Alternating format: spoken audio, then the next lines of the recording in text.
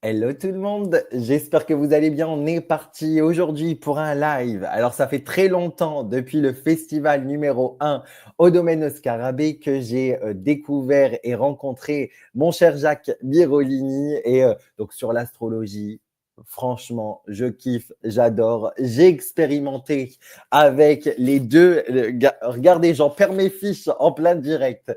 J'ai vraiment expérimenté un truc de fou et j'ai découvert plein de choses sur mon thème astral et je me suis dit ça peut être juste extraordinaire de faire un échange, une interview. J'ai pris vos questions sur Insta et on va les poser à Jacques aujourd'hui dans ce fameux direct que je vais mettre en replay du coup dimanche. On est parti, let's go. Nous faisons entrer Jack. Comment ça va? Bonjour Kevin, bonjour tout le monde, merci pour la présentation.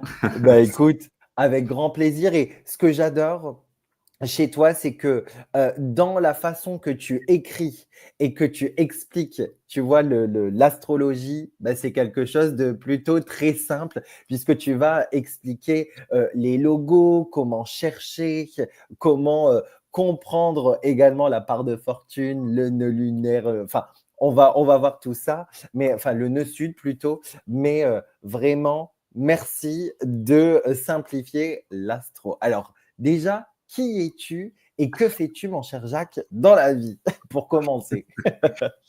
Bah écoute, je suis un mec suffisamment barré pour m'intéresser aux étoiles et en faire un métier. C'était pas, Complètement. c'était pas gagné, je te jure, c'était pas gagné. Alors qui je suis? Donc je suis astrologue. Alors on me dit souvent astrologue karmique parce que j'aime bien cette thématique, parce que moi dans ma pratique de l'astrologie, je pars du principe le principe de la réincarnation, en fait. Pour moi, le thème astral nous permet de lire le plan de vie de notre âme. Donc, j'ai cette étiquette karmique, mais je fais tout dans l'astrologie. Tu vois, je fais du psychologique, je fais de l'événementiel. Mais bon, c'est une vue un peu plus spirituelle. C'est-à-dire que voilà, pour moi, nous sommes des êtres spirituels avant tout. Donc, qui je suis? Ben, j'ai un parcours dans le médico-social, d'éducateur spécialisé, de chef de service, donc au service des gens, au service des personnes, et notamment les personnes en situation de handicap. Mais l'astrologie est rentrée dans ma vie quand j'étais tout jeune, tout beau, tout fringant, à 25 ans. Mais j'étais pas mûr, j'étais pas prêt à en faire quelque chose. J'ai mis 23 ans pour oser, tu vois, être astrologue. Mmh. Mais voilà, c'est pour ça que j'ai eu un parcours dans le médico-social. Mais ce qui a été très important dans ma formation, parce que je me souviens, ma prof d'astrologie, quand j'avais 25 ans, elle me disait, vous êtes doué, Jacques, hein, mais il vous manque la maturité. Donc, sur le moment, ça te vexe, hein, mais elle avait raison, quoi. Pour accompagner des gens, il faut de la bouteille. Et cette bouteille, je l'ai acquise par mon métier et par mes études dans le médico-social. J'ai appris, voilà, des études d'éducateur spécialisé. On est formé à la psycho, la socio, et voilà, aux problèmes sociaux aussi, hein. On a tous, voilà, j'ai travaillé dans la maltraitance des femmes victimes de violences conjugales, les enfants placés. Donc voilà, tout ça, c'est mon bagage qui fait que bah, ça nourrit l'astrologue que je suis. Donc voilà ce que je suis. D'accord, ben ouais, mais c'est super. Et du coup, ça fait combien de temps que tu t'es vraiment lancé, tu vois, dans le grand bain, que tu t'es dit, bon, ok, allez, ça y est, je suis mature, comme tu le dis. Je reprends Genre tes le mots. maths, j'ai joué au maths là, j'ai sauté alors c'est en 2017. 2017, ok.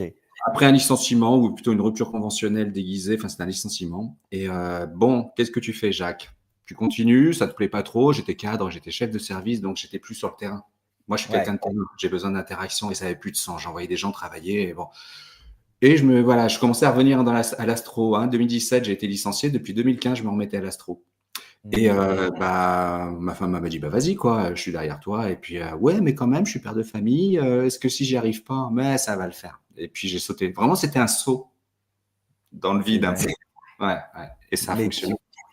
c'est fou. Alors, ben justement, par rapport à l'astrologie, est-ce que ça, tu vois, quand on fait des grands, c'était pas prévu, mais et entre deux, c'est vrai que toi, je te l'ai pas encore expliqué, mais quand je fais ça, je n'envoie pas de message, j'écris toutes les questions en plus qui me viennent au fur et à mesure. Mais est-ce que c'est écrit, quand on regarde un thème astral, une carte du ciel, est-ce que c'est écrit qu'on va faire des grands sauts, tu vois, qu'on va tout lâcher notre job pour être astrologue? Est-ce que des personnes, tu vois, qui sont un petit peu perdues dans leur boulot ou dans leur vie sentimentale, relationnelle, etc., est-ce qu'on voit ces gros bonds, tu vois, on le voit?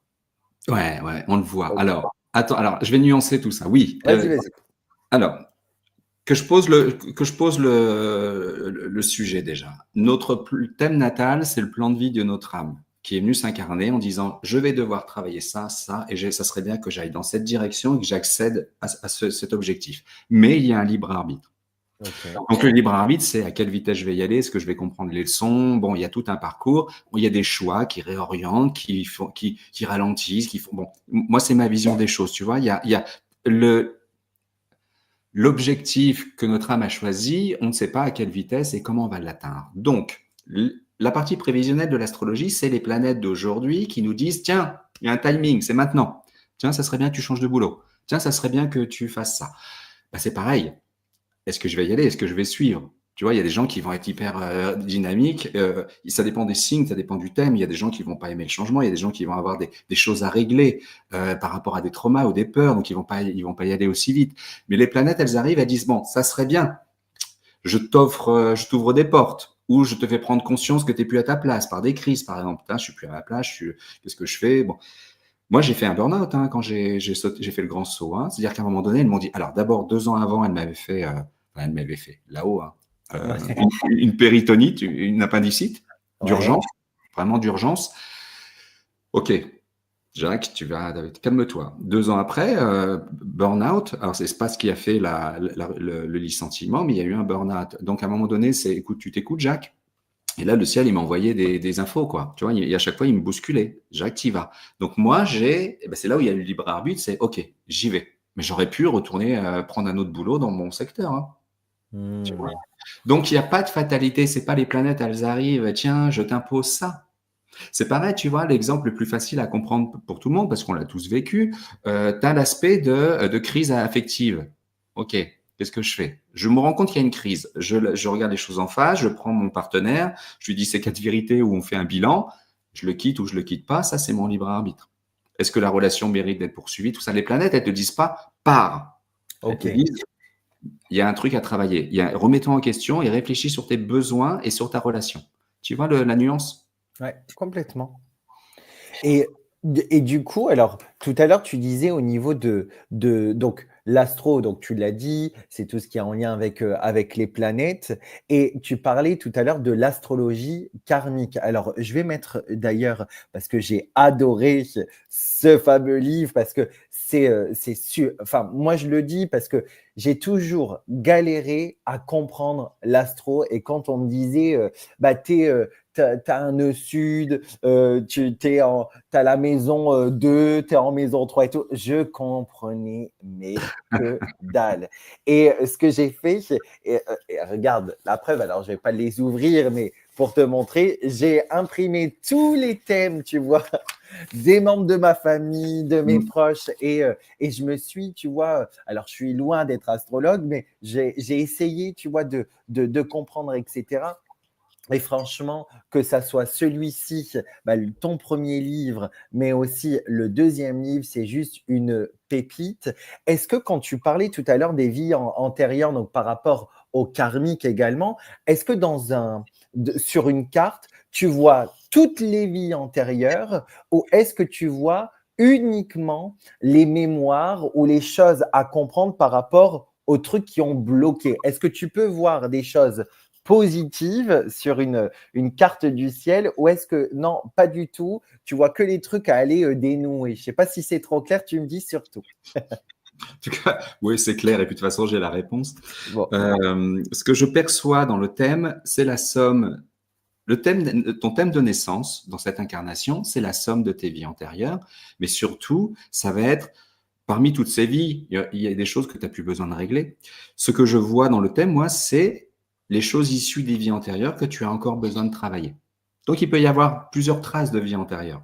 J'ai un axe principal avec souvent un sujet, une thématique importante qu'on revient travailler, qui est issu peut-être de la dernière. Je ne sais pas, pour moi, je pense qu'on n'est pas dans un truc linéaire. Hein. Mais c'est-à-dire que voilà, on ne superpose pas les vies les unes après les autres. Voilà. Mais ce que je perçois en plus dans le thème, c'est qu'on revient dans les énergies de la vie antérieure, hein, ou des vies antérieures, donc dans des scénarios qui vont nous les faire retravailler. Donc ce que je perçois, c'est ces scénarios. Tu viens de tel scénario, j'ai pas le son et l'image, moi, hein, j'ai pas les costumes. Okay.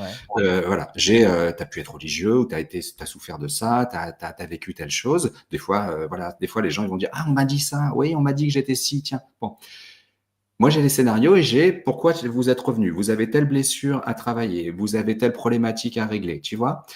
Je sais pas de quelle vie ça vient, mais c'est sûrement voilà, c'est plusieurs ou une vie. Donc c'est vraiment il faut comprendre qu'un thème astral, c'est vraiment le plan de l'incarnation, tu vois. Et Okay. donc, je lis ce qui est prévu dans cette incarnation. Ça vient de plus une ou plusieurs vies, ça me le dit pas. Sûrement Okay. plusieurs vies. Je ne sais pas si vous voyez, si vous voyez, alors je ne sais pas si c'est un reflet ou pas, mais il y a des choses qui bougent tout autour de toi depuis tout à l'heure. Je dis ça, je ne dis rien. Ouais, c'est mes On lunettes. regardera, tu regarderas en replay. Ouais, je ne sais pas, c'est Mes assez, lunettes. Ouais, c'est mes lunettes. c'est trop marrant. Donc, alors, je sais que tu ne fais pas de l'astrologie de comptoir, mais par contre, je vais te poser cette question. Là, c'est ton défi, tu vois, de cette interview, de ce live. Bien entendu, on dit souvent, bah, les lions, on catégorise, et je te le dis parce que je suis lion, tu vois. Les lions, ils se la pètent, ils aiment se mettre en avant. Les vierges, c'est telle chose, etc. Les gémeaux, ils n'arrivent pas trop à prendre des décisions, c'est l'invitation à l'équilibre, tu vois, par exemple. Est-ce que pour comprendre vraiment, alors sans catégoriser, mais pour quelqu'un qui veut comprendre l'astrologie, tu vois, par rapport au signe astro, mais sans catégoriser. Est-ce que tu as des mots-clés ou j'en sais rien, tu vois, pour, bah, ok, toi, tu es vierge, il y aura peut-être ça, tu vois, à comprendre. Comment on peut savoir, tu vois, moi qui galère avec l'astro, ça m'a toujours fasciné, tu vois. Je Oui, sais, tu t'y non, mais attendais pas que j'allais te poser cette question, mais je la veux. C'est ton tu la défi. veux, tu l'auras, et puis tu l'auras parce que c'est important. Non, elle est bien ta question, et tu vas comprendre pourquoi elle est bien. Est-ce que tu peux justement montrer l'image d'un thème astral? Alors, ben, ouais, complètement. Alors, j'ai obligatoirement enlevé le nom, les prénoms, l'heure, parce que j'ai demandé à la personne si je pouvais la projeter. Elle m'a dit, mais complètement. Mais par contre, du coup, j'ai voulu changer. Tu la vois bien à l'écran, c'est top? Moi, je vois bien, je pense que tout le monde la voit bien aussi, j'espère. Donc, Nickel. c'est ça un thème astral. Donc, qu'est-ce qu'on comprend? On comprend que, vous voyez, il y a tous les thèmes, dans un thème astral, il y a tous les signes du zodiaque. Donc, une partie de ma réponse, ça va être que tu as tous les signes du zodiaque dans ton thème à plus ou moins haute dose, à des pourcentages plus ou moins élevés. Tu vois, la personne, là, son soleil est à 9 heures, on va dire, donc à gauche, elle est de Capricorne. Donc, elle a soleil en Capricorne, AC, c'est l'ascendant. Donc, bon, l'exemple veut que la personne soit du même ascendant que le signe solaire, donc ascendant Capricorne, Capricorne, et elle a en dessous Mars, le cercle rouge avec une flèche. Donc cette personne est bien marquée par le Capricorne. Mais tout le monde ne va pas être bien beaucoup marqué par le Capricorne. Tu peux avoir que le Soleil en Capricorne et avoir par exemple 5 planètes en Verseau. Donc tu vas lire dans les horoscopes, vous êtes Verseau, vous êtes Capricorne, vous êtes comme ça, et toi tu vas pas te retrouver, tu vas pas te reconnaître. C'est pour ça que souvent vous pouvez ne pas vous reconnaître dans votre signe solaire parce que ça ne fait pas tout. Donc, on ne peut pas réduire quelqu'un à son signe solaire. D'accord. Ok, alors ce que tu as décrit, c'est les signes dans l'état brut sur le papier. Moi, dans mon livre, le premier, qui sont mes cours développés, le premier, voilà, celui-là, sont mes cours. Il y a un chapitre sur le karmique, mais c'est vraiment toute l'astrologie. Évidemment, je vais décrire les Gémeaux, les Lions à l'état brut sur le papier, mais personne n'incarne un signe à l'état brut. Parce que Hmm. déjà, on a l'ascendant. L'ascendant est hyper important. Et la plupart du temps, tu n'as pas le même signe ascendant que ton signe solaire. Et d'ailleurs, le signe ascendant, c'est peut-être le signe que tu vas incarner le plus spontanément, le plus D'accord. naturellement. Donc, on change, ça, je l'avais vu et c'est ce que j'ai adoré dans le live avec Émilie, les ressentis d'Émilie, si vous voulez aller voir. Mais franchement, j'adore, c'est sur Insta. tu disais, parce que souvent on entend de 0 à 30 ans ou 35 ans, je crois, c'est tu as du coup ton premier signe, c'est ton signe solaire. Donc moi, par exemple, c'est Lion. Et que vers 30 ans, 35 ans, alors après, je ne sais pas exactement, je passe du coup sur le signe Poisson. Complètement faux.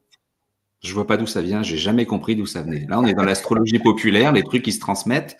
Bon, c'est bien, l'astrologie est une somme de constatation, donc l'astrologie populaire, elle a du bon sens, mais des fois, voilà, il y a des choses qui se transmettent. En fait, moi, ce que j'en ai compris, c'est que le soleil, ton signe solaire, c'est le véhicule principal que ton âme a choisi pour cette incarnation. Toi, elle a choisi d'être lion. C'est créatif, ça brille, ça se met en avant et ça doit avoir besoin d'être satisfait. Le lion n'est pas obligé de se la raconter. Ça, c'est sur son versant négatif. Chaque signe a un versant négatif et positif. Il n'y a pas de bon ou de mauvais signe. Être lion, c'est se mettre en avant et être satisfait de soi. Bon, ton âme, elle a choisi ça, toi, le lion. Elle aurait pu donc choisir Gémeaux, qui est la communication. Bon, tu dois avoir du Gémeaux quelque part, de toute façon. Mais là, donc ça, c'est comment je vais prendre ma place. Donc le soleil, tu vas le travailler toute ta vie. Le signe solaire. Toi, le lion, et l'exemple, c'est le capricorne. Mais l'ascendant, c'est ce que tu es naturellement. Tu vois, c'est ton physique, c'est ton image. Donc, tu peux être lion, par exemple. Moi, j'ai souvent vu ça. Lion, ok, tu es censé briller, sauf que la personne, elle va dire, bah moi, je suis incapable de me mettre en avant. Et tu te rends compte qu'elle est ascendant vierge. Signe de la discrétion et de l'humilité. Être ascendant vierge, c'est naturellement, c'est avoir une personnalité discrète. Donc, relevez bien votre signe ascendant, parce il va indiquer ce que vous dégagez au premier abord et votre spontanéité. L'autre signe qui est super important, c'est le signe de la Lune. Là, dans l'exemple, la Lune, elle est à 18 heures en bas. La Lune, là, elle est en bélier. Donc, la personne, elle est Capricorne, ascendant Capricorne, mais elle a une Lune en bélier. Si c'est une femme, le bélier sera très important, parce que la Lune, c'est l'astre féminin. D'accord. Et si c'est un homme, du coup? C'est important parce que c'est aussi la vie privée, comment je suis quand je suis chez moi, dans ma vie personnelle, l'enfant intérieur, de quoi j'ai besoin pour me sentir bien, tu vois. Nous, les hommes, on a tendance, c'est pas qu'on a tendance à moins l'exprimer, parce que c'est les émotions. La lune, ça peut être, la lune dans un thème, c'est de quoi j'ai besoin, c'est-à-dire qu'à un moment donné, si j'ai envie de m'allonger sur mon canapé avec mon plaid, ou être pris dans les bras par ma femme, c'est ça la lune, hein. Est-ce que nous, les hommes, on ose exprimer notre côté yin? Ça, c'est autre chose. Mais chez nous, ça va être l'image de la femme. Chez tout le monde, c'est la mère, la lune. Mais chez nous, c'est l'image de la femme, et chez une femme, c'est elle. Donc, dans un thème féminin, le signe de la lune est très important. Déjà, c'est la base, c'est ces trois signes-là. Le signe du soleil, le signe de la lune et le signe de l'ascendant. Et vous avez déjà comment dire, plusieurs possibilités. Enfin, ça va vraiment là, ça vous parle de vous, quoi. Vous vous limitez à votre signe solaire, bon, bah, c'est 1/12 de la planète. Tu vois ça. Ouais. Et puis après, bah, comme vous voyez, regardez, il y a des planètes qui sont tout autour du zodiaque. C'est-à-dire que les autres signes sont activés. Par exemple, cette personne, elle a la maison du travail en Gémeaux. Le Gémeaux, il est à 16 heures. Donc, ça veut dire qu'elle va exprimer le Gémeaux dans son professionnel. Communication, déplacement. Tu vois? Elle a la maison, par exemple, du couple on va dire, à 15 heures en Cancer. En Cancer. Donc, c'est dans la façon de faire couple, de s'associer avec les autres qu'elle va exprimer le signe du Cancer. Et ça vaut pour tous les signes, tu vois. Ce qui fait qu'il y a une richesse. Et puis les traits. Vous avez des traits bleus, des traits rouges. C'est autant de sous-personnalités qui vont venir colorer votre signe solaire. Tu vois, par exemple, cette personne, elle a un soleil et donc on retourne à 9 heures. Le cercle jaune avec un point, c'est le soleil. Il est en Capricorne. OK. Donc elle est Capricorne. Sauf qu'en dessous, on a la planète Mars. Le cercle rouge avec une flèche. Tu vois, à l'œil nu, il n'y a pas besoin d'être astrologue pour voir que le Mars est à côté du Soleil. Ils sont quasiment l'un sur l'autre. Et bien, Mars étant la planète du Bélier, elle va donner les caractéristiques et la couleur du Bélier au Soleil de la personne. C'est comme si cette personne avait une sous-personnalité Bélier. Donc, c'est une Capricorne teintée de Bélier très fort. D'ailleurs, elle a sa lune en Bélier. Donc, le Bélier est très fort dans son thème. Donc, cette personnalité, elle va plus peut-être incarner le Bélier que le Capricorne, ou à kiff-kiff, comme ça. Ce qui fait qu'elle peut se reconnaître dans les définitions du Bélier, comme elle va se reconnaître aussi dans certaines définitions du Capricorne, parce qu'elle ne va pas incarner tout le Capricorne. Mais merci de fou, parce que justement, je vais vous montrer. Alors, attends, si je fais ça, ouais, on voit quand même. Justement, dans ton livre, donc c'est le tout premier, celui-ci, Oui. C'est ce que je me suis amusé en imprimant du coup les fameux thèmes. En fait, vous regardez, même si vous n'y connaissez rien, et ça, je veux le dire parce que c'est pour ça que j'ai pris le temps de bien lire, de bien regarder un petit peu tous les aspects. Et en fait, quand tu l'expliques, bah, vous avez à chaque fois ici le fameux logo. Et enfin, moi, j'appelle ça les logos, l'image. Les Et en signes. fait, les signes. Et quand vous regardez votre carte, bah, en fait, tout simplement, vous avez juste à regarder, à lire. Et ça, c'est juste dingue parce que bah, on peut comprendre tout de suite où est-ce qu'il est, le fameux signe solaire, le fameux signe lunaire, le nœud. Tout à l'heure, on va reparler aussi un peu des nœuds sud, nœuds nord, mais il y a des personnes qui me disaient sur Insta, bah, comment trouver son nœud? Bah, en fait, tu donnes le logo, t'expliques ce que c'est et comment le trouver. Et franchement, mais c'est vraiment super simple, Oui. je trouve. Le deuxième livre, le premier, c'est mes cours. Il y a un chapitre sur le karmique. Et je me suis rendu compte que je n'avais pas assez développé. Là où j'ai mis 4 lignes dans le premier, j'ai mis 2 ou 3 pages dans le deuxième. Donc Ouais. celui-là, en fait, c'est pas un cours d'astrologie. Celui-là, j'ai voulu faire en sorte que les gens soient autonomes, même sans faire de l'astrologie. Tout ce que je demandais, c'était essayer de vous procurer votre carte et je donne les moyens de le faire. Et une fois qu'ils ont leur carte, effectivement, je leur mâche le travail. Je leur dis, bon, vous avez repéré, votre nœud nord est en bélier. Allez voir, bah, ils vont voir telle page et je leur décris. Ils n'ont pas analysé eux-mêmes. Moi, je fais le travail de l'analyse. Ils ont juste à repérer, voilà, mon honneur est à telle position, et ils lisent le chapitre. Et tu vois, c'est ce que je disais chez Émilie, il y a des gens qui, d'ailleurs, il y a la personne, elle prend des cours avec moi maintenant, elle me dit, c'est dingue parce que elle avait ce livre-là, elle est kinésiologue. Et elle constatait, elle faisait les mêmes diagnostics, alors on n'est pas médecin, hein, mais les mêmes analyses, et ce qui fait qu'elle utilise mon livre, elle va repérer le nœud, elle le lie à la personne et c'est exactement ce qu'elle a repéré avec son travail de kinésiologue. Et la personne, ça va compléter son travail. Donc, ils utilisent le livre, même s'ils ne connaissent pas l'astrologie, pour dans leur discipline. Et ça, j'adore. C'est exactement ce que je voulais, que les gens puissent s'en servir de façon autonome, que que tu le fasses à tes proches, comme toi tu fais, tu vois. Toi, tu Ouais. repères le nœud nord à tes proches et puis, tu sais, ça, j'ai fait des conférences avec cette thématique où j'ai donné, bah, comme tu le dis, dans le livre, je donne les périodes. Donc, tu peux tout de suite, même en conférence, je vais dire, si vous êtes né de telle période à telle période, vous avez le nœud nord en poisson. Et j'ai fait des conférences et les gens, mais les révélations, quoi. Rien que de parler du nœud, purée, je comprends ce que je suis venu faire ici. Et pourtant, je leur donne qu'un dixième de l'indication de tout le thème, parce que le thème, c'est très riche, on peut passer des heures dessus. Mais rien que les nœuds, déjà, tu as la colonne vertébrale de ce que tu es venu faire. C'est impressionnant. Je suis très. J'adore cette conférence et j'adore ce bouquin parce que mon but, c'est de rendre les gens autonomes, qui reprennent le pouvoir. Je veux pas qu'ils soient dépendants de moi ou je veux pas qu'ils soient passifs, c'est-à-dire, voilà, tu vas avoir un médium ou quelle est ma destinée? Là, voilà, t'as l'axe et maintenant t'y vas, quoi.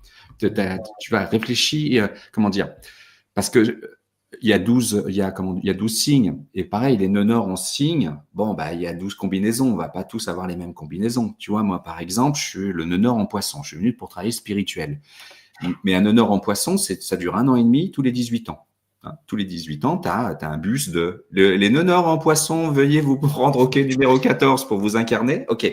Donc, mais on va pas tous être dans la dynamique spirituelle. Le poisson, c'est l'eau. Le poisson, c'est l'art, c'est l'image. Louis de Funès, il a un objectif d'incarnation comme le mien en poisson, mais lui, c'est le cinéma, le poisson aussi, tu vois. Moi, c'est le spirituel. Bon, tu vois, il y a plein de possibilités. Et dans le livre, tu peux justement aller tirer des ficelles pour voir où est-ce que pour préciser, toi, tes objectifs. Voilà. Ok, nickel. Et, mais du coup, donc, il y a soit tu as un nœud nord, soit tu as un nœud sud. C'est l'un ou l'autre ou tu as les deux? Ah non, ça va de pair. Le nœud Ok, sud, c'est très simple, tu vas comprendre. Le nœud sud, c'est d'où tu viens. ok, Le nœud nord, c'est pourquoi tu reviens. Donc, ok, le nœud nord est la continuité du nœud sud. nickel. Alors, pour donner, du coup, pourquoi je te pose ces questions, c'est parce que je l'ai eu, tu vois, sur Insta. Donc, le nœud nord, alors attends, bon, je dessine mal, tu vois, mais ça, c'est nœud nord ou nœud sud? C'est pour Nœud les nord, personnes. comme une flèche. Ok, et ça, c'est Nœud sud, nœud comme un sud. sourire, hein, un truc mémotechnique. Dans mon livre, celui-là, je me suis trompé. Page 48-49, j'ai interverti les légendes. Donc, les gens qui l'ont ou qui veulent se le procurer, j'ai mis le nom nœud sud en dessous du glyphe du nœud nord et inversement. Donc, le nœud nord, c'est D'accord. une flèche. On va dans la direction. Le nœud sud, bon, bah, c'est, on va dire un sourire ou une jarre où il y a dedans, il y a les acquis de la vie antérieure. OK.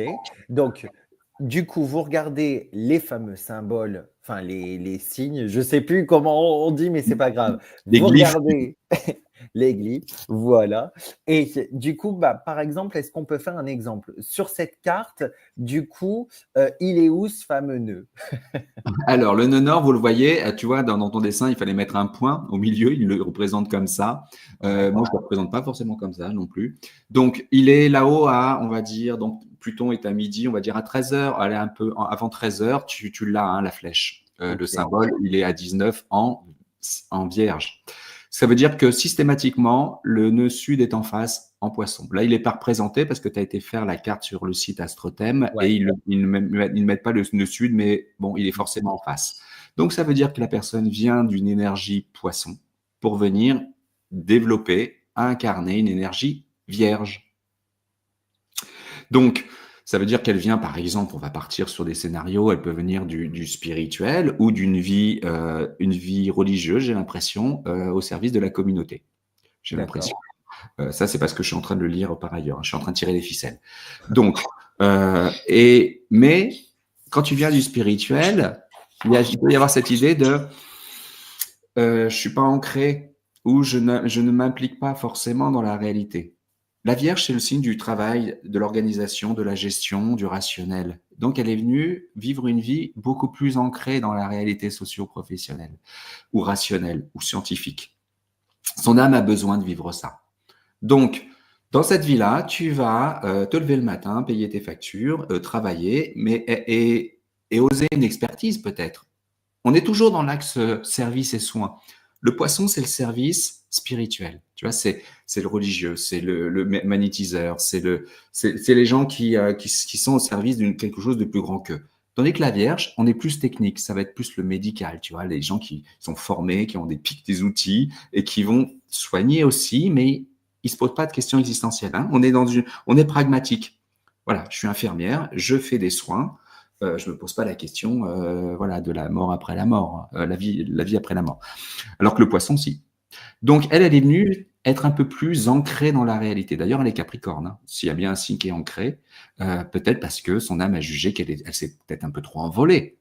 Mais je pense qu'elle a, dans une vie antérieure, tu vois, elle a subi une loi, et peut-être la loi du collectif. Mais elle est où sa dette karmique?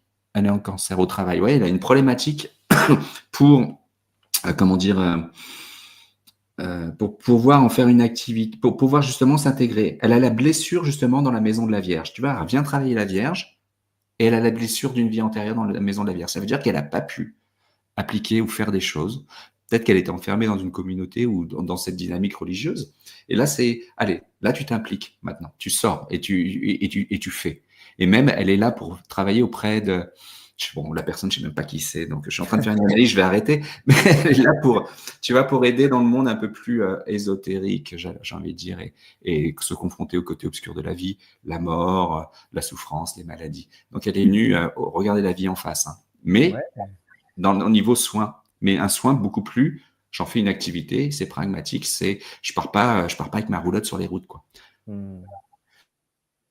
Nickel. Alors, sachant que je le précise, cette personne n'est pas moi, hein. J'ai vraiment pris un thème au hasard, on va dire, mais comme ça, moi, c'était vraiment pour vous montrer. Donc, comme ça, au moins, bah, vous savez où retrouver, et je le précise. Donc, dans le deuxième livre, donc c'est le livre, je vais les appeler comme ça, le livre bleu. Au moins, comme ça, vous savez. Donc, c'est celui-ci avec les petits anneaux. Et en fait, à chaque fois, vous avez donc l'explicatif et vous pouvez regarder, bah, OK, si j'ai mon nœud ici, qu'est-ce que ça veut dire? Et tu as bien expliqué, à chaque fois, tu as au moins une page, je dirais, sur vraiment qu'est-ce que tu dois comprendre, quelles clés recevoir et tout. Et c'est vraiment très, très simple de compréhension.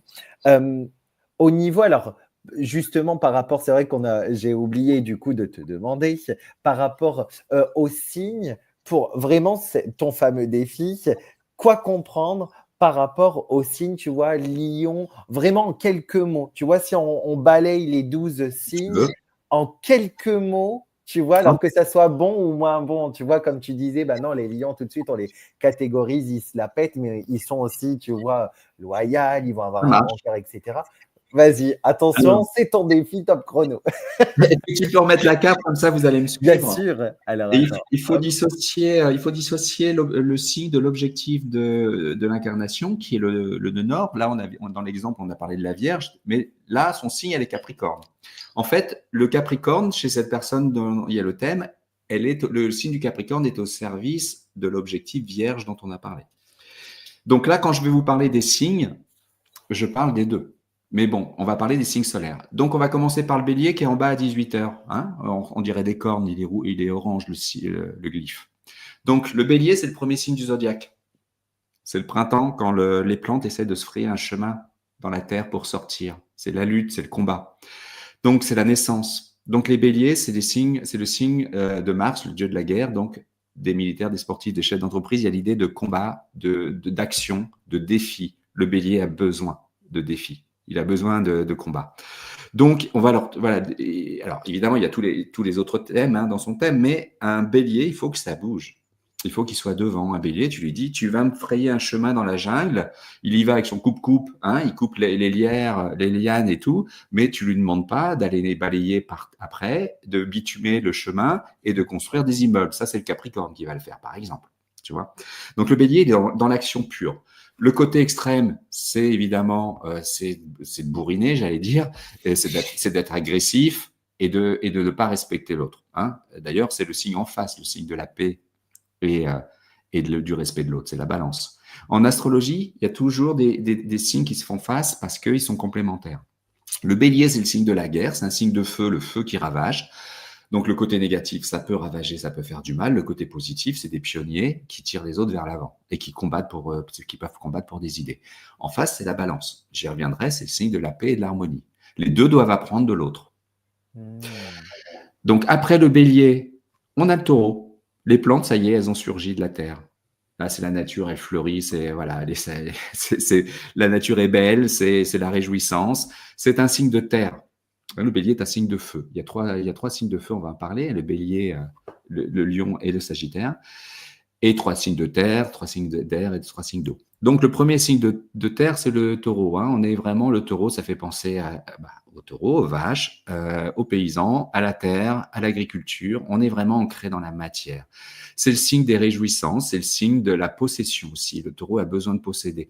Tu sais, c'est vraiment, c'est la floraison, quoi. Donc, il y a l'idée de se faire plaisir, il y a l'idée de bien manger, d'avoir une sécurité matérielle, de se nourrir. Tu vois, il y a une réjouissance. Donc, le taureau, c'est ça. Alors, le côté négatif, ça va être, sois pas matérialiste. Arrête de croire que ta maison, c'est ta maison et que ta voiture te représente, tu vois. Ça, c'est un extrême. Ça va être le côté, j'ai tellement besoin d'être assuré de posséder que je vais m'enfermer dans la matière. Donc, les Gémeaux, ensuite, c'est un signe d'air. On le voit juste. Là, on remonte dans le sens inverse des aiguilles d'une montre. Là, on est à 16 heures. Les Gémeaux, c'est 2 traits verticaux et horizontaux. Ouais. Donc, parce qu'ils représentent 2 personnes. C'est un signe d'air. Voilà, c'est ça les Gémeaux, effectivement. D'ailleurs, un signe d'air en astrologie, c'est les signes cérébraux, mentaux. C'est-à-dire qu'ils cogitent. Et c'est que des personnages, tu regarderas. Les Gémeaux, la balance, c'est un objet, et les Verseaux, c'est un ange qui verse de l'eau. Parce que pour les anciens, l'intelligence était le propre de l'homme.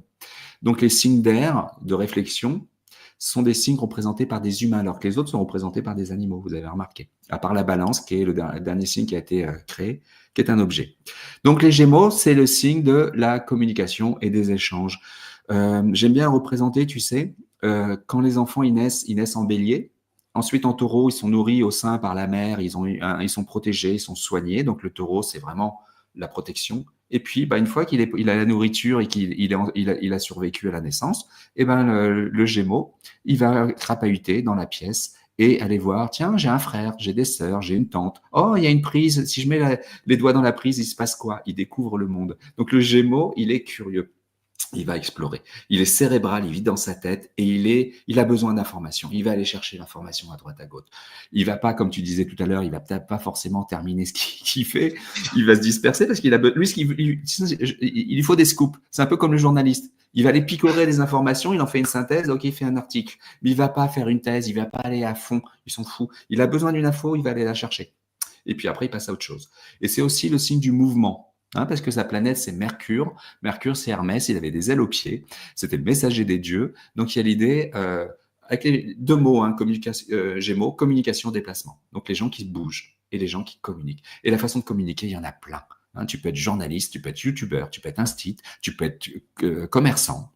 Tu as des gens toute la journée, tu parles avec eux, ou tu peux être standardiste. Voilà. Donc, les Gémeaux, c'est ça. L'extrême, c'est pose-toi, quoi, déjà, et finis ce que tu as et te disperse pas. Et puis, ancre-toi un petit peu parce qu'ils vivent dans le monde des idées. C'est-à-dire que, voilà, tu sais, on reproche aux Gémeaux d'être menteurs. C'est pas qu'ils sont menteurs, c'est qu'ils vivent dans l'abstrait, quoi. Les idées, tu les modèles à ta façon. Tu vois, c'est pas, je suis menteur parce que je veux du mal. Non, bon, à un moment donné, tu vois, je m'appelle John Hallyday, j'ai un père américain, il s'appelait Hallyday. Ok, bon, ça devient une réalité. Il s'est inventé un père, parce que la réalité n'était pas comme voilà, la réalité n'était pas celle qu'il faisait rêver. Donc, ensuite, on remonte à 15h, on a le cancer. On dirait deux fœtus. Donc, premier signe d'eau, l'eau, c'est l'émotionnel. Donc, vous avez le cancer, le scorpion et les poissons. Donc, c'est des signes qui sont connectés à leurs émotions, à leurs ressentis, plus ou moins facilement. C'est-à-dire que le cancer, c'est le signe de la mère. Donc, il y a l'idée de je te materne, je te protège. Le cocon, la maison. Tu sais, un cancer ne veut pas sortir du ventre de sa mère. Il va essayer de rechercher une protection toute sa vie. Et c'est pour ça que c'est très cocooning, un cancer. Et moi, je suis ascendant cancer. Et moi, j'ai mon sac, c'est un vrai sac de filles, j'emmène ma maison avec moi. J'ai toujours besoin d'avoir mes objets personnels. Donc, le cancer, c'est le signe de la mère, on dirait de fœtus, tu vois. Donc, le cancer, il est doué pour nourrir, parce que la mère, elle nous nourrit. La mère, elle prend soin de nous, donc les cancers, c'est le nursing, mais des enfants ou des personnes âgées. Et la mère, elle nous accueille dans son ventre, donc le cancer est aussi en lien avec l'habitat, les hôtels, l'immobilier. C'est évidemment aussi la poésie, l'histoire, etc. Puisque la mère représente, c'est là d'où on vient, donc nos racines, la famille, les origines, l'histoire, le passé. Donc, c'est un signe d'eau, et l'autre signe d'eau, c'est le scorpion et les poissons, et on verra que c'est pas la même eau. Donc, le côté négatif, puisque tu parlais de la palette, c'est la subjectivité, c'est la peur de l'extérieur. Je ne veux pas sortir. Tu sais, comme le crabe qui marche à reculons, qui est dans sa petite grotte. J'ai peur de l'extérieur. Moi, j'ai un côté comme ça. J'étais très, très timide et très réservé. L'extérieur nous fait peur. Donc, on peut être passif et rester sur son canapé et pas vouloir sortir de chez soi. Alors, le lion, deuxième signe de feu après le bélier. Tu vois, ça prend du temps. J'espère que ça ne prend pas trop de temps, mais il y a 12 signes. Donc, voilà. T'inquiète. Moi, c'est pour toi. J'ai tout mon temps. Alors, vous voyez, c'est un cercle avec une elle a une crinière. En fait, ça représente une tête de lion. Mais pour moi, ça représente un spermatozoïde, non? Oui, moi, c'est ce que je pensais, mais du coup. Non, on peut le penser. C'est pas ce qu'avaient prévu les anciens, mais parce que c'est un signe créatif, le lion. C'est le signe des enfants, d'ailleurs, de la créativité, de faire des enfants, mais c'est le signe des artistes. C'est le signe des gens qui brillent. Venir travailler le lion, c'est le feu, c'est un signe de feu, c'est le feu qui brille, le lion. Donc, c'est l'idée de montrer sa lumière. On n'est pas obligé de se la raconter, on est d'accord. Mais un lion, il est là pour réaliser, combler quelque chose en lien avec le narcissisme, être content de soi, mettre au service des autres sa lumière, ses compétences. Parce qu'un lion, il brille, c'est un leader naturel. Et même s'il ne le veut pas, à un moment donné, on va lui montrer, on va l'exposer. Alors, il y a beaucoup de lions qui n'osent pas. Donc, tout dépend du reste du thème, on est d'accord. Mais c'est bien qu'ils se le permettent. Ouais, tu as le droit d'être content de toi, quoi. C'est ton expérience, tu es venu pour ça. Évidemment, tu ne te prends pas pour le centre du monde, mais sois fier de ce que tu fais et mets-toi en avant. Tu vois, c'est important de comprendre ça. Donc, c'est un signe de feu, un signe d'action. Donc, c'est pareil, c'est la noblesse. C'est l'aristocrate du zodiaque, le lion. Sa planète, c'est le soleil, c'est le centre de la galaxie. Donc, le lion, bon, faut pas qu'il se pense le centre du monde, mais il est là pour illuminer. Donc, c'est vraiment le signe de l'aristocratie, de la noblesse. Valeurs nobles, fierté, etc. Après, on a à 13h, on a la Vierge. Donc, le M, Le M avec le dard, le dard rentré là, parce que pourquoi je dis dard? Parce que il ressemble au scorpion qui est un peu plus loin. C'est comme si la Vierge était un scorpion refoulé. C'est-à-dire que la Vierge, le scorpion est un signe, le M là avec le dard, qui est un signe des instincts, et la Vierge refoule ses instincts. C'est le signe vraiment du rationnel, de l'analyse, du fait de vouloir contrôler, de vouloir gérer, de vouloir, voilà, c'est moi qui fais. Elle se stresse un peu, la Vierge. Alors, les mots de la Vierge, service, vous les trouvez dans tous les métiers de service. Serveur, domestique, secrétaire, assistante sociale, travailleurs sociaux. Tu les trouves aussi dans tout ce qui est soins. Donc, tous les métiers de soins, de l'infirmière, médecin, naturopathe, sorcière qui fait des potions, pharmacien, biologiste, voilà. Vraiment, hein, parce que c'est les plantes aussi, la Vierge. Donc, c'est aussi les animaux. Hein, donc, tu trouves beaucoup de gens qui travaillent avec les animaux. Puis, le troisième mot de la Vierge, c'est analyse. Donc, comptable, ingénieur, scientifique, technicien. Voilà, tous les métiers qui rationalisent. Alors, donc c'est un signe de terre, comme le taureau. Mais c'est pas un signe de terre dans le sens où j'ai besoin de mettre les mains dans la boue. C'est un signe d'analyse. D'ailleurs, c'est le troisième personnage. Hein.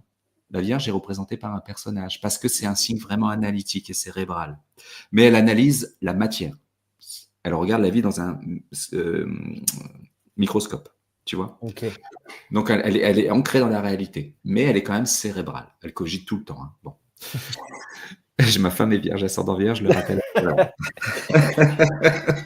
Ça cogite. C'est redoutable. Au niveau analytique, c'est redoutable. C'est pointu. Donc, après, il y a la balance à midi. Hein.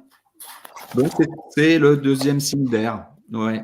C'est le deuxième signe d'air et il représente vraiment la balance parce que c'est vraiment le signe de l'harmonie et de la justice. Mais c'est aussi le signe de la beauté parce que la planète de la balance est Vénus, déesse de la beauté. Donc, c'est le signe de la relation.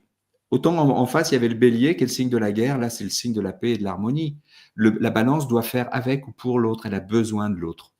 Donc, les balances, vous allez les trouver dans les salons d'esthétisme de coiffure et les tribunaux. Entre deux, ça va être les RH, les diplomates et les gens qui apportent le bien-être et la paix autour de soi, la beauté, l'esthétisme. Donc, les balances veulent que le monde soit beau. Donc, mais qui dit Vénus dit ouais, bon attention, te la pète pas trop non plus, hein, parce que c'est le mannequin aussi, hein, la balance. Alain Delon était ascendant balance, hein. Bon, donc c'est voilà, sois pas trop. Tu vois, le côté balance, ça va être le côté superficiel de la séduction ou d'être dépendant. Non, bon ça encore, c'est pas. C'est le fait d'être dépendant à l'autre, de pas vouloir le conflit et de s'effacer. Tu vois, parce elle ne possède pas ce que le signe en face possède. L'affirmation. Le bélier s'affirme. Lui, il te marque. Lui, si t'es pas content, bah voilà, il te rentre dedans, quoi. La balance, non, elle va préférer dire non, pas de conflit, s'il vous plaît. Bon, donc elle doit apprendre ça aussi, de pas s'effacer comme ça et de pas être trop dépendante de l'autre. Donc ensuite, il y a le signe qui a mauvaise réputation, mais alors que moi je l'adore puisque s'il n'y a pas de Scorpion, la vie est triste. Hein. C'est un M avec un dard, hein, c'est très phallique, c'est les instincts. C'est le Scorpion, c'est le dard du Scorpion. Donc autant la Vierge, elle refoule les instincts, tant le Scorpion, il l'incarne. Et c'est un signe entier. Hein. Alors sa planète, c'est Pluton, Hadès, qui règne sur le monde des morts. Donc le Pluton a accès à la connaissance cachée. C'est pour ça qu'il te dérange, parce qu'un Scorpion, il te lit. Il sait qui tu es, il a accès à ton inconscient. Il y a beaucoup de psychologues, de thérapeutes, Scorpion. Mais c'est aussi les chercheurs, tu vois, un chercheur en sciences, c'est le criminologue, c'est la personne qui a besoin d'aller voir au-delà de ce qu'on nous montre. C'est pour ça que c'est important qu'il y ait des Scorpions. Le Scorpion, il va révéler les vérités. Il va révéler la vraie nature de la vie. C'est l'ésotérisme, l'occulte, c'est l'au-delà. Ouais. Tu vois. Et c'est pour ça qu'ils sont entiers. Alors par contre, c'est un signe d'eau émotionnel, il se protège. D'ailleurs, sa planète, vous allez comprendre, c'est Pluton. Pluton, c'est Hadès qui régnait sur le monde des morts. Et Hadès, quand il remontait à la surface, il avait un masque, il se cachait. Il vous voyait, mais vous ne le voyez pas. Il te connaissait, il te reconnaissait, mais tu ne le reconnaissais pas. Le Scorpion, il se protège, hein, parce qu'il est vulnérable. Alors, il préfère piquer avant aussi. Bon, c'est un signe d'instinct. Il va aller, tu sais, il a besoin d'aller dans le côté, c'est un signe d'eau, donc c'est les eaux boueuses de l'inconscient, c'est tu sais, les marécages. Il a besoin de descendre un peu au tréfonds de l'expérience humaine pour renaître. C'est un phénix, hein. Il va connaître des morts, des crises dans sa vie, des renaissances. C'est vraiment un signe qui peut peut accéder à des connaissances de lui-même et du monde. Donc, c'est vraiment très puissant. Mais c'est effectivement, il peut, pour les autres, pour un taureau qui est en face, le signe du taureau qui est en face, il a besoin de tranquillité, il a besoin de stabilité et de posséder ad vitam aeternam. Quand je vous disais, le taureau, il a l'impression que sa maison, sa ferme, c'est à lui et elle sera à lui toute sa vie. Le scorpion, il sait que tout ça, c'est une vaste blague. C'est le signe de la dépossession, le scorpion. Il doit apprendre il comprend que ma maison n'est pas ma maison, mon chéri n'est pas mon chéri. Vous voyez les complémentarités. Hein. Donc, le côté extrême du scorpion, c'est le fait de s'autodétruire ou de détruire. Hein. Évidemment, c'est le signe de la mort et de la sexualité. Donc, le côté obscur, je vais vous l'épargner, mais bon. Alors, évidemment, tous les signes peuvent être pervers ou serial killer, mais le scorpion, c'est entier. Alors, ensuite, on a le Sagittaire, le centaure, avec une flèche. D'ailleurs, c'est le signe, c'est la flèche. Donc, le Sagittaire, c'est un centaure, il a un corps d'animal, un torse d'homme, il veut sortir de sa condition animale, et il a un arc qui vise le ciel, il veut sortir de sa condition humaine. C'est la quête de sens. Le Scorpion, c'est la quête de la vérité cachée. Le Sagittaire, c'est la quête de la connaissance et du sens. Les questions philosophiques, la religion, la foi, le développement personnel. Mais le Sagittaire, il va rester balisé un peu à ce qui est à sa bibliothèque, alors que le Scorpion, il va aller voir, il va expérimenter, il va aller, voilà. Donc, le Sagittaire, c'est la connaissance qui s'acquiert dans les livres, par les études ou en voyageant. Et ce qui fait que tu engranges une connaissance, tu peux la partager. Hein. C'est les sages, les maîtres, les enseignants, les guides. Les profs, ouais. Mais ça peut être aussi les gens qui font de l'équitation. Ça peut être aussi les gens qui font de la loi, les comédiens, tout ce qui relie, les activités qui relient le corps et l'esprit. Hein, méditation, arts martiaux, etc. Parce qu'il est en quête. Il fait de l'action, donc je fais des arts martiaux, du yoga, mais c'est pour nourrir mon esprit. Tu vois. Donc la quête du sens. C'est dingue. Oui. Et il est en face des Gémeaux. Je vous ai dit que le Gémeaux va se mouvoir dans son environnement. J'ai des frères, c'est le signe des frères et sœurs. J'ai des voisins, j'ai une tante. Oh, il y a des objets autour de moi. Le Sagittaire, lui, il voit plus large. Il va expérimenter. C'est plus son environnement qu'il va explorer, c'est le monde. Sagittaire dépasse les frontières de la connaissance physiquement ou mentalement, alors que le Gémeaux va rester dans son environnement. Et le Sagittaire, il va aller à fond dans un sujet. C'est le sage, c'est celui qui va aller, qui va écrire un doctorat ou une thèse. Alors évidemment, les Gémeaux, c'est aussi des intellos, ils vont être écrivains, ils vont faire des thèses, mais c'est pour vous expliquer que le Sagittaire, il va aller vraiment chercher cette connaissance le plus loin possible, alors que le Gémeaux, il va prendre 2 ou 3 infos. Mais c'est en théorie, hein, évidemment. Évidemment qu'il y a des thésards Gémeaux, il y a des écrivains Gémeaux, évidemment. Bon, ensuite, 3 derniers signes. Le Capricorne. Je vais faire du boulot, hein, tu vois, mais franchement, moi, en tout cas, j'adore parce que je scanne un peu aussi les personnes que je connais, leurs signes et tout, et c'est vraiment très, très, très troublant ce que tu dis, enfin, ce que tu transmets, et franchement, mais c'est un truc de ouf. Et même moi, tu vois, je regarde, quand j'avais jamais fait le rapprochement, tu vois, mais des signes face à face, etc. Et tu vois, moi, je suis Lion. Et quand je regarde en face, et ce que tu disais, il me semble que les 2 vagues, c'est le Verseau. Et j'ai l'un des signes, mon signe lunaire, c'est Verseau. Ah, tu vois, donc toi, tu as une dualité. Tu vas avoir une dualité entre les deux. Dans ton thème, tu as une dualité du coup. Alors, tu vois, les lions vont dire les Verseaux, ils sont chiants, ou les Verseaux vont dire les lions vont se la péter. Parce qu'en fait, le signe qui est en face de nous, c'est notre contraire. Il nous attire et en même temps, il nous agace. Ouais, parce qu'il va nous compléter. C'est pour ça que, en fait, il y a des signes qui sont plus ou moins compatibles. C'est pour ça qu'il y a les lions vont dire les scorpions, je les aime pas. Les scorpions vont dire les Verseaux, je les aime pas. C'est parce qu'on n'est pas dans les mêmes dynamiques. Les signes, tu vois, j'ai parlé de signe d'eau. Le lion est un signe de feu. Le scorpion est un signe d'eau. L'eau est le feu. Tu vois? Donc, ça explique. Il y a d'autres choses qui l'expliquent, mais qui va expliquer qu'il n'y a pas de bons ou mauvais signes, mais il y a des signes avec lesquels tu n'es pas en osmose. Okay. Sauf si, par exemple, toi, vu que tu as ta lune en Verseau, comme moi je suis Verseau, ça veut dire que tu vas quand même kiffer les Verseaux parce que tu as un côté Verseau en toi. Ouais, c'est très troublant parce que ma sœur est Verseau et c'est vrai que je m'entends mais super bien. Non mais enfin bref, mais c'est franchement merci et je pense dites-nous en commentaire s'il y a des choses que vous reconnaissez que c'est troublant parce que moi c'est troublant en tout cas. Il en reste 3. Alors, le Ouais, Capricorne. Alors, j'aime bien dire que le Capricorne, c'est le 10e signe, évidemment, mais c'est lui qui apporte le cadre aux autres. Hein. Il apporte les règles et les lois. C'est la structure, le Capricorne. Le Capricorne, dans le corps, c'est le squelette, par exemple. Tu vois, le squelette, si tu n'as pas le squelette, ton corps, il ne tient pas debout. Donc, si tu n'as pas de règles et de lois dans la société, c'est le gros bordel. C'est le surmoi en psychologie, c'est-à-dire c'est ce qui empêche l'inconscient de submerger le conscient. Tu vois, c'est le cadre. C'est l'éducation, c'est la morale. Donc, on est dans quelque chose de carré. C'est un signe de terre carré qui construit la société, notamment. C'est le chamois qui veut escalader la montagne. Il y a une ambition sociale. Il crée la société par ses règles et ses lois et il veut y évoluer. Il veut atteindre le sommet. Et même, je donne souvent l'exemple de Bowie qui est Capricorne, mais il était ascendant Verseau, on va en parler. Là, le Verseau, c'est le décalé. Donc, il était tu vois, l'ascendant, c'est le physique. Donc Bowie, il avait un physique Verseau. Cheveux rouges, œil vairon, je m'habille en femme, je vous en 3 petits points, je fais ce que je veux. Alors que le Capricorne, il n'est pas comme ça. Mais comment Bowie a été Capricorne? À l'âge de 16 ans, il avait prévu d'aller tout au haut. Il a atteint le sommet. Il a géré sa carrière comme un chef d'entreprise. Ça, c'est le Capricorne. Alors que le mec, il se défonçait, il se droguait, il avait une vie hyper dissolue jeune. Et puis plus il a vieilli, parce que le Capricorne, il va se bonifier avec le temps. C'est le signe de la vieillesse. Donc plus tu vieillis, les Capricornes, ça donne des jeunes vieux, des vieux jeunes. Donc plus ils vieillissent, et plus ils sont dans l'énergie du Capricorne, et plus ils maîtrisent cette énergie. Donc le gars, il a mené sa vie comme un maître. Mais quand il était son ascendant, c'était je m'habille en femme et je fais ce que je veux. Donc le Capricorne, c'est un signe très structuré qui doit apprendre à se détendre et qui doit ne pas tout miser sur son ambition. Vas-y, détends-toi, quoi. Tu peux faire famille aussi. Le signe qui est en face, c'est le signe du Cancer, qui est le signe de la famille. Il n'y a pas que ton ambition sociale. Détends-toi et profite des tiens. Construis aussi ta vie perso, tu vois. Bon, comme je dis, ils vont se bonifier avec le temps, ils vont se détendre, mais au début, ils sont un peu dans le contrôle, ils ont besoin. Donc, c'est un peu rigide, hein, parce que leur ambition, c'est de construire quelque chose de solide à long terme et monter les marches. Donc, on peut leur reprocher, mais c'est un objectif d'incarnation. Il fait pas... Excusez-moi, je vais...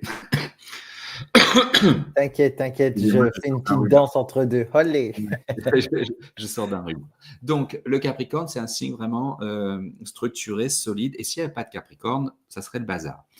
Donc, ambitieux et en même temps hyper responsable, solide, on peut compter sur lui. Il faut qu'il apprenne et qu'il se détende. Voilà. Et après, tu as 2 autres signes, les 2 derniers qui sont en dehors du moule du Capricorne. Le Capricorne, voilà, c'est la société. Après, tu as le Verseau, les 2 vagues. Ce n'est pas un signe d'eau. Parce que le Verseau, en fait, quand tu vois, c'est un ange qui verse de l'eau. C'est l'eau de la connaissance. Ça représente Prométhée, hein, comment dire, qui est allé voler le feu de la connaissance au Dieu qui l'a ramené aux hommes. En fait, c'est de l'eau, c'est de la connaissance qui coule de la jarre. Donc, c'est pas de l'eau. Et le Verseau, en fait, c'est le signe du futur. Il va aller chercher le savoir et la connaissance future comme Prométhée l'a fait pour l'apporter dans le présent. Pour l'apporter où? Dans le monde du Capricorne, avec ses règles et ses lois. Le Verseau est là pour dire aux autres signes, hey, on avance, on stagne pas, on s'endort pas. Sauf que les autres, ils sont pas toujours prêts, ils vont nous regarder, nous Verseaux, comme des marginaux ou des extraterrestres complètement décalés, parce qu'on a un temps d'avance. C'est le signe des inventeurs, des avant-gardistes, des savants fous. La Vierge parlait que c'était les scientifiques, ça va être les scientifiques qui analysent la matière. Le Verseau, c'est le scientifique, c'est la science, c'est la physique quantique, c'est le futur, c'est les nouvelles technologies. Tu vois, c'est l'astrologue. Tiens, Jacques, tu t'intéresses à l'astrologie, mais t'es bizarre. Bah ouais. C'est les inventeurs. C'est Bowie, ascendant Verseau. Le gars, il s'habille en femme à l'époque où ça se faisait pas trop, quoi. J'ai un temps d'avance, mais je vais pas être forcément compris. Il faut qu'on accepte ça. Donc, le Verseau doit apporter le futur dans le présent. Il doit tirer les autres vers l'avant. C'est pour ça que c'est aussi un signe de politique. C'est le signe du nous. Il n'est pas moi-je. Le moi-je, c'est le signe d'en face, c'est le lion. Le lion, il fait regarder mes jolis tableaux comme je suis doué. Le Verseau, il s'en fout, il n'est pas dans l'ego, il est là pour faire avancer la collectivité. Par contre, il le fait en tant qu'extraterrestre ou électron libre. Je fais avancer la société par mes idées, par la politique ou par le progrès technique, mais foutez-moi la paix, il n'y a que moi parce que je suis isolé, le Verseau est isolé. Et le 3e signe, il ferme la boucle de l'incarnation, les poissons, dernier signe d'eau, pardon. C'est le Verseau, le dernier signe d'air. Donc les poissons, là c'est 2 poissons qui sont dos à dos. Signe d'eau, c'est l'eau des océans. Tu vois, le premier signe d'eau, le cancer, c'était l'eau du ventre maternel. Le poisson, c'est l'eau du marécage ou de l'inconscient. Et puis le poisson, c'est l'eau des océans, c'est les origines. Les origines, tu peux y mettre Dieu, la source, ce que tu veux. Le poisson, il a un pied déjà de l'autre côté. Il est déjà un peu désincarné. Donc, c'est pas facile d'être poisson parce que qu'est-ce que je fous là, quoi. C'est des gens hypersensibles. Tu vois, dans les 3 signes d'eau, le cancer a une carapace et des pinces, c'est le crabe. Le scorpion a des pinces, une carapace et un dard. Ils savent se protéger. Le poisson, il a rien. Il peut pas se protéger. C'est dingue. Ils sont très fragiles, ce sont des éponges et on peut, un peu des écrans verts aussi. Tu peux projeter sur eux ce que tu veux. T'es nul, t'es moche, t'es doué, t'es une star. Ok, si tu le dis. Qui suis-je, quoi? Qu'est-ce que je fous là? Donc, c'est pour ça qu'on va les retrouver dans les métiers plutôt tournés vers les autres. Il faut du sens pour les poissons. Donc, tu vas avoir tous les métiers d'aide, tous les métiers qui vont servir une cause, servir à la vie, les animaux, ce que tu veux. Ça peut être l'art aussi, la musique, la peinture, l'image, le cinéma, voilà. Sinon, c'est qu'est-ce que je fous là? Alors, évidemment, tu peux le poser quelque part, le poisson, il va s'adapter, c'est une éponge, mais est-ce qu'il va être heureux, tu vois? Et le problème des poissons, qu'est-ce que je fous là? Ça peut décliner, tu vois, en errance, en addiction. Ouais. T'imagines, l'exemple que je donne à mes consultants, c'est la goutte d'eau dans l'océan. C'est vertigineux, quoi. Je suis relié à toutes les gouttes d'eau, mais qui suis-je, moi, en tant que goutte d'eau? Tu vois, quand est-ce que ma personnalité se termine et quand est-ce que celles des autres commencent? Je ressens tes émotions, je ressens ton malheur, et tout ça fait que je suis submergé, ce qui fait qu'il y a des poissons qui vont fuir cette hypersensibilité par des addictions.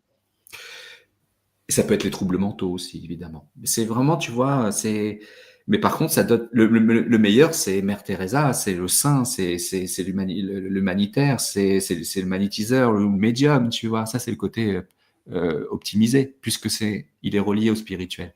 Le côté négatif, c'est je suis perdu, je sais pas où je vais. Donc voilà, lui, il ferme la boucle parce qu'il est déjà de l'autre côté. Et il est irrationnel, puisque le signe en face, c'est le signe de la Vierge qui est dans le contrôle. Et dans le rationnel, le poisson, c'est l'inverse. Je suis dans l'irrationnel, je ressens des choses, je suis intuitif. Voilà. Mais franchement, alors, j'espère que tu n'es pas trop fatigué, tu vois, après tout ça, mais c'est un truc de fou et merci, tu vois, de ton partage et merci d'avoir confirmé que le meilleur signe, c'était les lions. Il n'a rien compris. Tu vois. Donc voilà, donc si vous n'êtes pas lion, bah, franchement, soyez pas lion, tout simplement. Dommage. J'adore. Alors, j'ai 3 dernières questions, mais qui sont très, très rapides, je le précise. On m'a parlé, tu vois, de révolution solaire. Est-ce qu'avec tes livres, on peut faire, parce que sur AstroThème ou sur d'autres sites, on peut avoir notre thème du coup de quand on est, mais on peut aussi regarder par rapport aux planètes, par rapport à l'année, au moment, etc. Est-ce qu'on peut se faire une révolution solaire avec tes livres ou est-ce que ça sera prévu avec les prochains livres ou pas du tout? C'est une très bonne question. Le premier livre, donc, qui est mes cours, je m'arrête. Alors, en astrologie, il y a 2 façons de faire de l'astrologie. Tu as l'analyse du thème, comme on vient de voir, c'est-à-dire mon plan de vie. Ça, c'est l'étude du plan de vie, de la personnalité, mes forces, mes faiblesses. Et puis, tu as le prévisionnel en astrologie. Il y a plein de techniques. Dans le livre, je ne parle pas du prévisionnel parce que ça serait l'objet d'un autre livre. Okay. Pour le moment, mon éditeur n'est pas intéressé par ce sujet parce que c'est trop technique. Pour faire du prévisionnel, il faut que tu parles de l'astrologie. C'est-à-dire qu'il faut que tu aies acquis le premier, par exemple, pour les livres. D'accord. Et ça prend du temps. C'est-à-dire qu'il faut vraiment que tu aies la technique pour faire du prévisionnel. Donc, une révolution solaire, c'est peut-être ce qui est le plus difficile en tout cas pour les débutants. C'est quoi déjà? C'est quoi une révolution solaire? C'est le thème de l'année. C'est-à-dire que chaque année, à ton anniversaire, on fige le ciel et selon ta position, etc. Et ce ciel, tu l'interprètes comme la météo de l'année. Tiens, cette année, tu vas avoir la maison du travail qui va être valorisée. Tiens, cette année, tu vas devoir vivre telle ou telle chose. Mais ça, il faut un niveau. Alors, je pourrais faire un livre là-dessus aussi, mais là, on est pour un niveau d'expert. Donc, Ok. voilà. L'astrologie, c'est complexe, hein. Les gens qui prennent des cours avec moi se rendent compte à quel point c'est complexe. En fait, c'est un langage.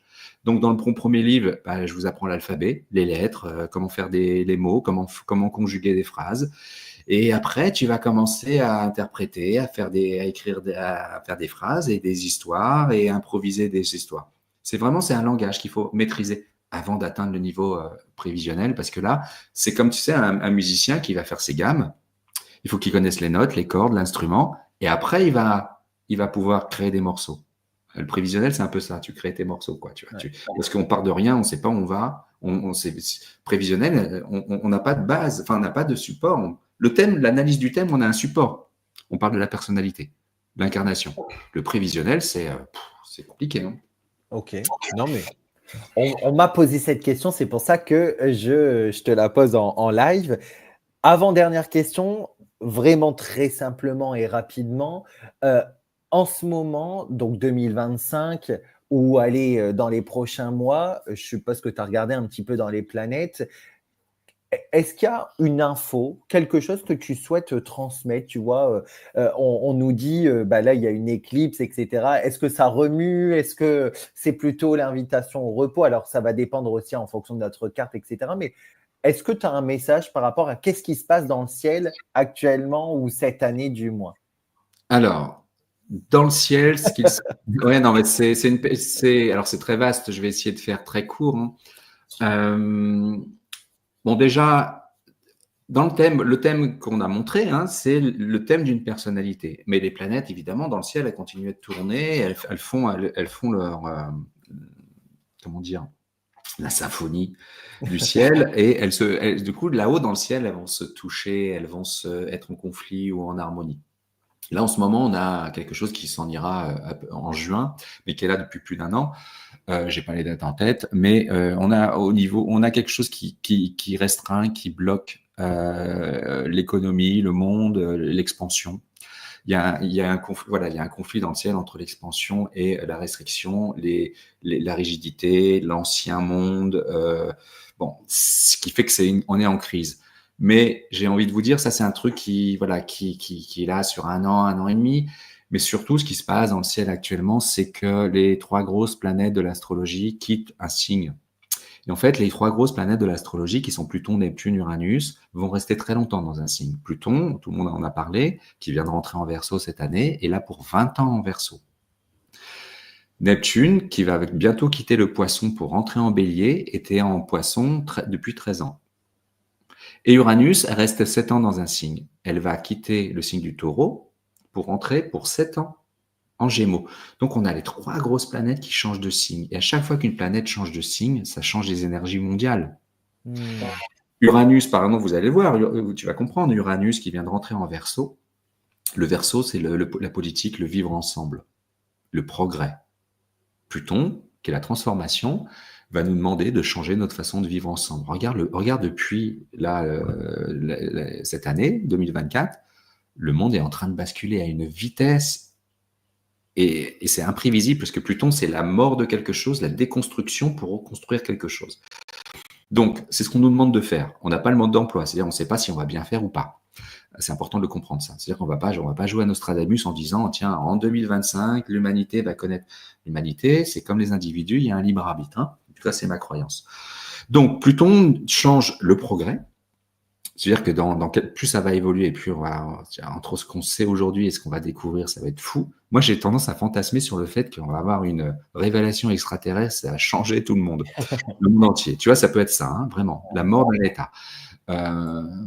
Ensuite, Neptune, qui était en Poisson depuis 13 ans, il a changé tout ce qui était en lien avec le spirituel, le religieux et les croyances. Positivement, tu sens que le spirituel s'est propagé là, grâce à Internet notamment. Il y a des gens s'ouvrent, il y a des prises de conscience, mais en même temps, il y a eu du fanatisme. Je crois que c'était en 2012 qu'elle est arrivée. Il y a eu du fanatisme, il y a eu des attentats, on est encore dans des idéologies, même si, tu vois, même les Russes, quoi. Ça a du bon et du mauvais. Là, en passant en Bélier, eh ben, ça va être, c'est un signe, vous l'avez vu, c'est le signe de la guerre. Hein. Alors, je ne t'ai pas dit qu'il va y avoir de la guerre, mais ça veut dire que Neptune, les idéaux, le spirituel dans le signe de la guerre, Bon, bah, ça peut être, tiens, on va partir en croisade, ou on va peut-être se bouger là pour mettre en place une nouvelle humanité. Ça, c'est libre arbitre, tu vois. Ok. Et Neptune nous dit, voilà, battez-vous peut-être pour des causes un peu plus humaines et écologiques, mais ça peut être, non, bah, je suis fanatique et voilà, je suis dans mon délire. Et Uranus, qui quitte le taureau, qui a, depuis 7 ans en taureau, elle a quand même foutu bien le bazar sur la consommation. Parce que le taureau, c'est comment je consomme, je produis, je consomme. Bon, avec le Covid, tout ça, tu as vu le bazar qu'il y a eu. Bon. Là, elle va rentrer en Gémeaux, signe de la communication, des déplacements. C'est plus des voitures électriques qu'on va avoir dans 7 ans, c'est des objets volants. Bon, elle va moderniser les technologies de déplacement et de communication, mais aussi la façon de s'informer, la façon de diffuser l'info. Donc, ben on le voit, hein, de toute façon, voilà, et encore là, ça a déjà agi, mais parce que Pluton est en train de changer les moyens de communication, mais là, on n'imagine pas ce que ça va être, quoi. En tout cas, ces 3 planètes nous font changer d'énergie des signes, parce que les signes, c'est pas que des personnalités. Le bélier, c'est pas que le chef d'entreprise, et le verso, c'est pas que le politicien ou l'astrologue. C'est des énergies. On va nous demander de travailler l'énergie du bélier, l'énergie des gémeaux, l'énergie du verso à l'échelle mondiale. Donc c'est pour ça que c'est important. Moi, je reste optimiste parce que ces 3 planètes, même si ça nous bouge, parce qu'à chaque fois qu'une planète change de signe, ça nous bouge, elles vont être copines. C'est-à-dire qu'elles vont se faire des traits bleus, quand on voyait sur mon dessin. Donc voilà, c'est déjà ça. C'est-à-dire qu'elles vont se donner la main pour avancer. Quand une planète reçoit un trait bleu, elle va donner le meilleur d'elle-même, pour faire simple. Ok. Même si elle va nous challenger. Hein. Bon. Donc c'est pour ça que ça bouge à ce point-là. Et en ce moment, et pour finir, parce que c'est un vaste sujet, mais j'essaie d'être concis, en ce moment, dans le ciel, tu as, donc Neptune est en Poisson, dans son signe, et Neptune, c'est les rêves, les illusions, le fanatisme ou la religion. Et tu as Saturne, la planète du rationnel, des règles et des lois, du principe de réalité, qui est aussi dans ce signe-là et qui se rapproche de Neptune. Donc là, il y a un conflit entre 2 titans, qui est les rêves, le fanatisme, la religion, et le principe de réalité. C'est pour ça qu'en ce moment, on est un peu déboussolé. Alors, le côté positif, c'est tu peux concrétiser tes rêves, tu peux développer et rendre concret dans ta vie ta spiritualité, mais ça peut être aussi le fanatisme, les trahisons, la désillusion vient déstructurer la structure, c'est-à-dire la société avec ses règles et ses lois et la stabilité. Donc on est vraiment comme ça là. C'est pour ça que les gens sont déboussolés, on sait plus on n'a plus de repères, on sait plus sur quoi s'appuyer, parce qu'on est en train de vraiment de changer c'est ce vivre ensemble au niveau politique, social, mais aussi au niveau spirituel et humanitaire, j'allais dire tout ce qui nous relie, universel. Donc effectivement, c'est une période hyper importante au niveau astro. Ok. Ben, mais écoute, merci énormément. Et tu l'as vu, au moment où tu me dis il y a des nouveaux modes de communication et tout, pourtant Ouais. j'ai tout mis en silencieux. Quelqu'un m'appelle sur le téléphone. Il n'y a jamais de hasard. C'est le petit clin d'œil de l'univers. Alors, surtout, n'hésitez pas à mettre des petits pouces, à vous abonner et surtout à féliciter Jacques parce qu'il nous a donné des infos, mais juste extraordinaires. Dernière question. Est-ce que tu peux nous en dire plus sur cette merveille, se relier aux Il est astres beau, du hein. nombre? Il est magnifique. En plus, avec Alex, c'est extraordinaire. La préface, on adore. Qu'est-ce que on va pouvoir faire avec ce fameux livre? Alors, quand est-ce qu'il sort? Vous pouvez les retrouver sur les sites d'achat habituels, dans les librairies que vous avez l'habitude également, où vous avez déjà retrouvé les 2 premiers. Quand est-ce qu'il sort et qu'est-ce qu'on va pouvoir faire avec cette pépite, justement? Dis-nous tout. Ouais. Alors, je suis tout excité avec cette pochette parce qu'on l'a eu hier. En fait, il y a une pochette qui circule sur Internet qu'on a demandé à changer. On n'était pas trop OK avec la pochette. Donc, voilà, les éditions Isaac ont réagi et voilà, ils ont été cool. Donc, ils ont changé la pochette et on a eu cette version hier. Tu vois, c'est tout frais, c'est le premier. Donc voilà, ravi. Donc, il est censé sortir en avril. Hein. J'espère qu'on n'a pas trop retardé avec sa sortie. Ça peut arriver que ça soit retardé. Hein. Donc, avril, mai. Donc, ce livre, en fait, c'est une collaboration avec j'allais dire ma sœur spirituelle, Alexandra Gabriel, qui est numérologue, que Philippe a fait qu'on s'est rencontrés. C'est lui qui nous a mis en lien. Il a dit, ouais, il nous a rencontrés tous les 2 séparément. Il a dit, voilà, je suis sûr que tu t'entendrais bien avec Alexandra, et réciproquement, il nous a réunis. Et depuis, on fait un binôme incroyable et on travaille beaucoup ensemble. Et notre éditeur nous a dit, tiens, faites-moi un livre. Et effectivement, comme on avait l'habitude de travailler ensemble, on a essayé, alors non pas de faire, tu sais, c'est pas un livre qui va faire des correspondances, même s'il y en a évidemment entre numéro et astro, parce que c'est deux disciplines différentes, mais on s'est rendu compte avec Alexandra que ces deux disciplines, elles disent la même chose, puisqu'elles traitent de l'humain. Donc, quand on s'associe, on a les mêmes résultats. Donc, on l'a fait ça avec des thématiques. La famille, les amours, voilà, le karmique, le travail. On a abordé comment optimiser ces secteurs-là selon votre thème. Pareil, tu as ton thème, tu regardes ton thème. Elle te donne les clés numérologiques pour avoir les réponses numérologiques. Et donc, tu peux, donc pareil comme les autres thèmes, tu peux travailler sur toi par rapport à chaque thématique. Et on donne tout à chaque fois, ce qu'on adore faire, c'est une analyse croisée. C'est-à-dire qu'on prend une personnalité à chaque thématique et on l'analyse. Et sans se concerter, c'est-à-dire qu'Alexandra, on travaille comme ça, on ne se concerte pas. Elle fait son analyse, je fais la mienne, on les relie, on dit ah ok, ça match. Ou ça matche pas, mais en général, ça match. Donc, on s'amuse comme des petits fous. Donc, ce livre, c'est ça, c'est une collaboration, un quatre mains. Et oui, et Philippe a fait la préface parce que c'est lui qui a fait qu'on s'est rencontrés. Il m'a dit non, il faut que je vous fasse la préface. Donc, ouais, c'était trop cool. Donc, on le remercie, quoi. Eh ben écoute, donc vous pouvez retrouver le livre justement, donc si vous voulez, dans la description de la vidéo, vous avez tous les contacts de Jacques, vous pouvez retrouver son site internet, ses réseaux sociaux, ses livres, je vais tout mettre juste en dessous de la vidéo. Merci à toi, c'était tellement passionnant. Écoute, on a fait 1h10 de live, c'est extraordinaire. Merci infiniment. Et ben, on se retrouve pour une prochaine vidéo. Merci à toi pour ton énergie et un vrai plaisir pour moi et merci à tous ceux qui nous ont écoutés, quoi. Ciao. Je kiffe les lions. Yeah.